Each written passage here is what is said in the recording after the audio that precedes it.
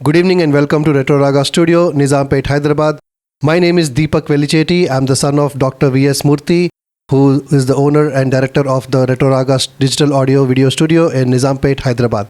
And today we are privileged to have Mr. Adiraju Udaya Bhaskar Garu. Welcome to the show, sir. So, Mr. Adiraju Udaya Bhaskar Garu already had an episode in the past with Sri Narayana DVVS Garu, and this is our second episode. And today also we are going to speak about the spirituality and his journey towards God and towards various perceptions in life.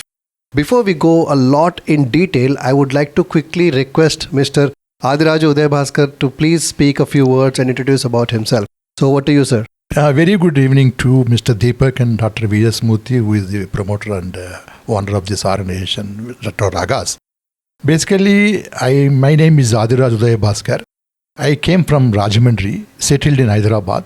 I have been trying since 20 to 30 years how to go ahead in a better way, useful for the society. So in that perspective, apart from doing professional service, I try to involve much with the women services. That is my brief. Good to hear, sir. So, very few people think in those lines. So the way you're talking is that you want to help the society and you want to help the mankind, right? So your efforts or your perceptions, I don't think anyone would have. Very few people have encountered very few people with such mindset. So salute to you, sir. Salute to you. So before we go into some serious details and serious discussions, I would like to first ask, how do you spend your leisure time and free time? What do you exactly do when you have some time?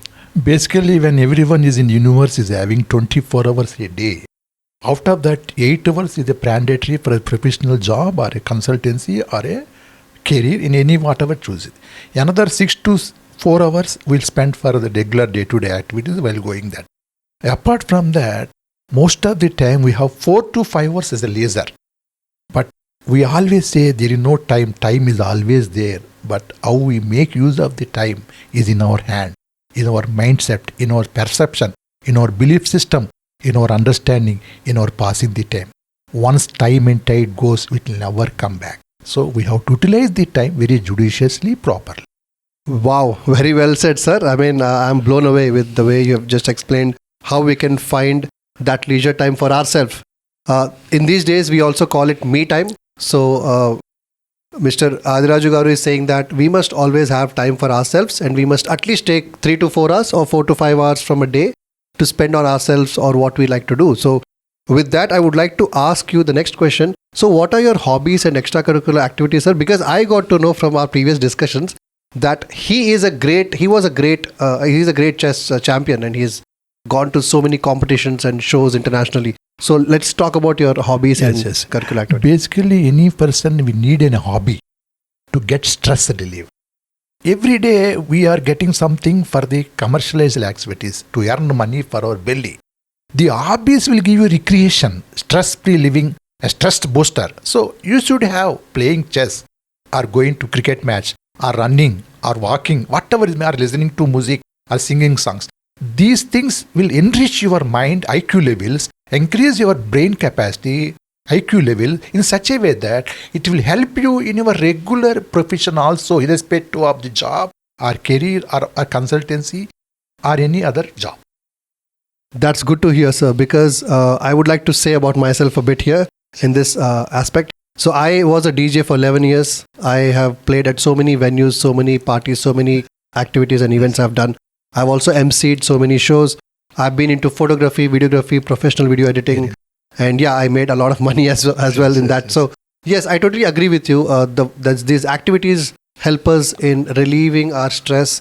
And when I'm in the front of the DJ console, when I'm performing in front of my audience, I actually forget the entire world.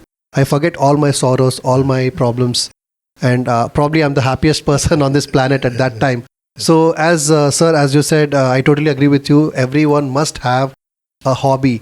If you don't have, develop it today. You can start at any age. He is the best example. Age doesn't matter. So if you're watching this video, you have to have a hobby if you don't have currently anything. So start today, start writing, start posting content on YouTube or Instagram if you're into content creation. Start playing a game like chess or cricket or hockey or whatever you like. If you like to ride horse, start horse riding. you can sing, you can photography, you can learn photography, you can learn videography. There are so many things out there that you can do. So yes, sir, that's great to hear. And with that, I would like to now step into some serious topic and the agenda of today's meeting. Yes. I would like to hear from you about your perception towards spirituality. Like, what is spirituality according to you, sir? Basically, people feel that spirituality is a very bad word. Because everybody say, let me earn up to 60 years. Then I'll have a leisure time. Then I'll think of God. I will think of spiritual organizations, either Brahma Kumari, Sach Sai Baba, Siridi Sai Baba, Seva or Venkateswara Swami, XYZ or Buddha or Jesus Christ, like that. That should start from the primitive ages. The spirituality doesn't have any age. It starts with your curricular. If you are studying 8th class. Apart from your 8th class books, you should have a knowledge and devotion towards your own interest in God. The interest in God is a spirituality. The spirituality makes you such a way that you will have a balancing either sorrows or difficulties or situations, setbacks or conflicts or disturbances either in society, either with you, either in the family. The spirituality is a tagline to give a presence of mind, calm mind and peaceful journey. That really makes a sense to me. That makes a lot of sense to me, because if you look at these days, a lot of kids are not actually taught spirituality. So probably some kids may be suffering from anxiety issues, or some kids might be going through some developmental changes, and they might be confused looking at adults, looking at kids, and sometimes they have confusion about how to balance things in life. So like you said, if we are able to develop that learning curve into the kids, Yes. at any age. You gave an example of an 8th standard student. I would rather speak about someone who's as young as 5 years or 6 years. Yes. We can actually start talking to them about the spirituality. We can showcase them some of our movies which talk about spirituality. There are lots of movies out there. There are also a lot of books which are available. And I would like to say that yes, it will definitely help a lot of kids in prioritizing, time management and strategic building. Because if you look at the previous wars or previous epics or previous mythological episodes, you would see a lot of strategies. Even wars like Mahabharata, Ramayana story, what happened in the past, they have got a lot of good strategies and a lot of lessons that we can learn, right? Yes. Yeah, good to hear, sir. Yes. So when you say spirituality, sir, I would like to understand whether you are relating that to God, or are you saying God is different and spirituality is different? One and parcel of the spirituality is realizing God is inbuilt in your heart. Every human being is a avatar of God. But how we perceive with our eyes and mind, each individual choice. If you are in a problem, you confronted with this problem, you need some help. Without yourself knowing, somebody will come to you and help you. That is the magic of God, that is the magic of spirituality. Both are interlinked. One will say God, spirituality will say any kind of God who is having interest as a discipline, as a safeguard, as a shelter. So these two are interlinked. When you get interlinked with these two things, naturally you have a fear of God and you have a disciplined life and you trust someone which is beyond your comprehension. Yes, sir. So here I have a couple of questions. The moment you said that God resides in us and every human being is an avatar of God, so can I say that I am also an avatar of God? Is that right to say? Definitely, provided you have the qualities of taking the things easily, taking the thoughts easily, helping others, foregoing your own personal interests, interest of other. Let me not happy, let other fellow be happy. That kind of happiness, that kind of mercy, if you show, you will be called as God. But people cannot understand that you are also a God. But presence and your miracles may not be there as a God, but you are part and parcel of a God. How you realize? If you see Jesus Christ speeches, if you see different speeches, they will say all are children of God. So your avatar means you don't have the qualities of God in full and breadth. You have a qualities of showing mercy on others. That's how I feel. You have to inculcate that feeling. It won't come in all of a sudden. Exactly. So this was the kind of clarity I needed, because when you said every human being is an avatar of God, it may go as a message that, okay, everyone here is a God. So yeah, so now that we know that there are some qualities that we need to have in order to believe that. Okay. Exactly. And you also said something about making others happy and taking interest in others' lives and trying to improve or help the mankind or society. Yes. So these thoughts are actually may not be in line with some of the modern thoughts with the modern new generation kids. For example, today we speak, when I say we, it's the new generation kids, Gen Z or Gen Alpha. They are more focusing on their self-happiness. And they are saying that their own happiness is the main priority. So when you see that a bunch of our kids are prioritizing their happiness, which they may be true. I mean, that perception is also right. It's all about perceptions, right? So how do you want to give a message, or what message would you want to give to those people who think that happiness, self-happiness is the priority and others' happiness is not the priority? So what message would you want to give? Exactly. Certain things should be known, not to be taught. So the spirituality and goodness and well-being, if one person is not able to understand, not able to digest, not able to have a feeling that all others are equal, all are children of God, then it takes some more time. If he sees in his perception somebody who gets help unknowingly as a miracle, then he will show that some spiritual power, some vibrant power helping them. Naturally, situations and conflicts will make him understand that he should be sober, he should be merciful. That stage may not come immediately, it takes time, because age doesn't know the mistakes. Well, yes, I totally understand that. But let me give you my perception, what I think and what I have experienced. So a lot of people actually talk about karma, right? So if you ask me, I would say that I believe in karma. So if I do good, something good will happen to me.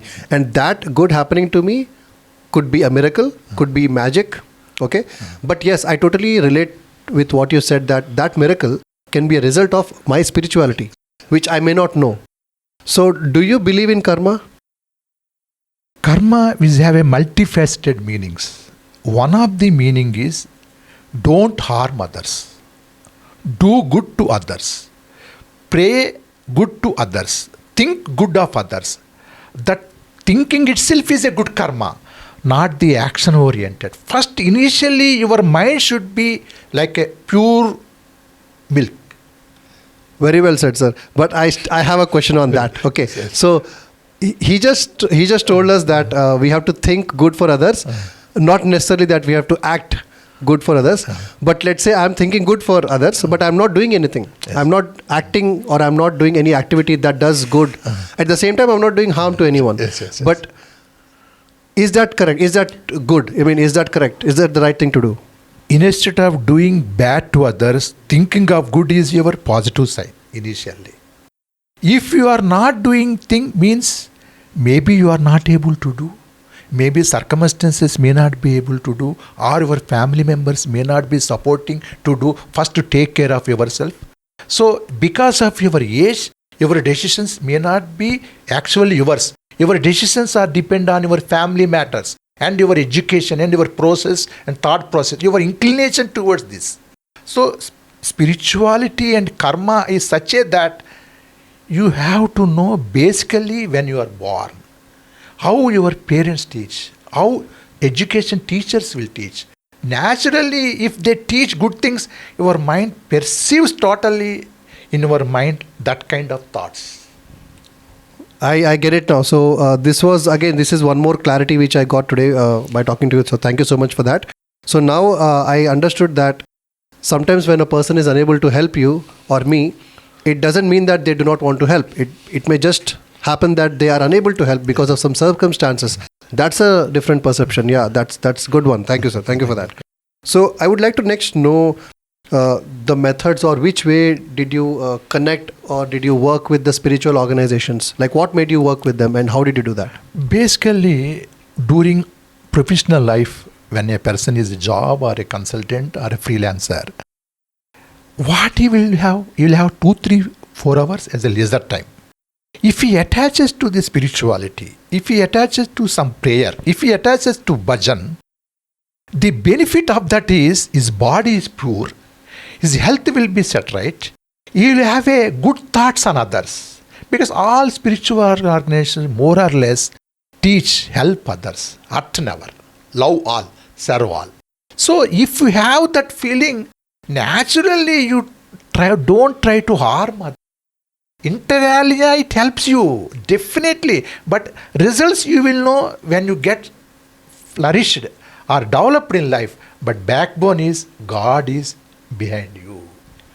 Sir, yeah, I have a point here. So I and a lot of viewers may disagree with having 4 to 5 hours of leisure time every day, because if you look at today's IT job holder, any person working in IT industry or tech industry or finance industry is working 12 to 14 hours sometimes in a day. So they are exhausted.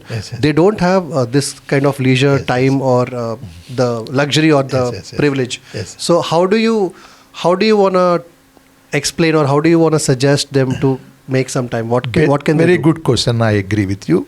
The IT sector is such a aligned sector where the 2 hours of going to office, 2 hours of going back to house, 4 hours strain on the roads by bike or a car or a aeroplane or a chartered plane, depending on the position of a CEO, is minimized, is reduced. He will have a pollution-free mindset. He will have a beautiful thoughts. He won't be worried that he's going late to the office. Of course, of late, all the IT companies are also calling for day-to-day jobs, but not weekly. So that kind of time, certainly bottom of the heart, everybody takes care of the family. That precious time of going where and coming back, that indirectly is a leisure time. If we agree or not, but inter alia, everybody saves that time. Okay, so you're saying that people who are working from home will be able to find at least 1 or 2 hours per day. Definitely. So that's the time they can start utilizing that time. Okay, good sir, good to know that.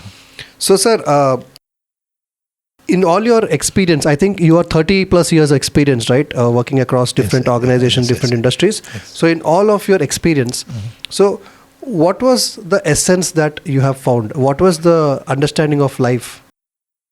Death is inevitable. Birth is given by parents. In between, birth is B, death is C. In between C, that C is you see with your eyes. That C is your choice. That C is your carefulness. That C is your care. That C's whole iota of life is C. C, B, D. Always be conjunctive. B is birth, death is unknown. In between that only give 4 pillars as a legacy. Okay, well said, sir. So, while all of that is true, I would like to understand, how can a person like me or anybody who's watching this video can balance their life? I mean, if you can explain how to stay resilient and how to stay stoic and balance, things in life. Yes. Basically, what happens is, when one cannot find any problems, you don't need a God also. It's a recent proverb for God. As long as an individual is happiest in life, he'll never think of a headache, he'll never think of a doctor, he'll never think of a God. He's not wrong, he's right. If he faces a problem, he will see whether my zodiac signs are bad, whether my health is bad, or somebody putting backstocks behind this. These all will crop up once one had a problem. Exactly. Do you agree with my idea? I agree with you. So I was whenever given a substance of it. yes. Whenever we have problems, that's when we try to remember God, or that's when we try to look at our horoscope and check if anything is wrong. Otherwise, when life is going good, we don't care. We don't really check. We just stay quiet and we don't contribute towards the spirituality or towards God. So that's very well said, sir. So probably to practice spirituality, it could be any God that you're following. Probably you're saying that we must periodically visit the worship place. It could be temples in our case, and or wherever you find spirituality, just go, do there, and be there, be the part of the community. Yes. Okay, that's a good thought, sir. That's a good thought. And you've also spoken about how we can find the leisure time in spite of our busy schedules. Yes. So that also we have learned. So I would like to learn something else in today's interview. So I would like to talk to you about the relationships that are existing in today's world. In today's world, relationships are volatile. Some are, at least. Some relations are volatile, especially if you look at the extended families, or it could be friends, or it could be relatives, or it could be love between a boy and a girl. The relationships sometimes are very volatile, and probably they may not have meaning also, some relations. Yes. So tell me, sir, is there really a human touch in today's relationships? Or because if you say today, it is an abstract. It is yesterday, it is a lesson. So relationships are being advised by others, by elders today, which is not their mistake. The Yuga Dharma, the Kali Yuga is there here. So Dharma is getting diminished quite often. So we need to be told by somebody what is relation. Because earlier people know the relation, they are telling. But we forgot the relationship because human touch has become so zero. Rather than showing our touch of hand to the doctor, that sparsa, that nadi, if is having for each individual, that itself is a big human touch. okay, sir. Okay. That's a good perception there. Yeah. Okay, sir. So today we have covered topics on spirituality, on your journey and connectivity with the spiritual organizations, and how you have established your connection with God and spirituality. So thank you so much, sir, for today's episode. And I would like to conclude by saying that we had a great chat, by the way. Yes. I enjoyed this chat. And thank you for listening to my perceptions as well. Yes. I know I was supposed to interview you, but I also had to speak, and then we had a lovely chat. So thank you so much, sir, for that. And I really look forward to the next one. Yes. So once again, sir, thank you so much. Most welcome, Master. It's very pleasure to be associated with you, and we have very good interaction. Thank you so much, viewers, and I'll see you in the next one. Take care. Bye from Retro Ragas Studio, Nizampet, Hyderabad.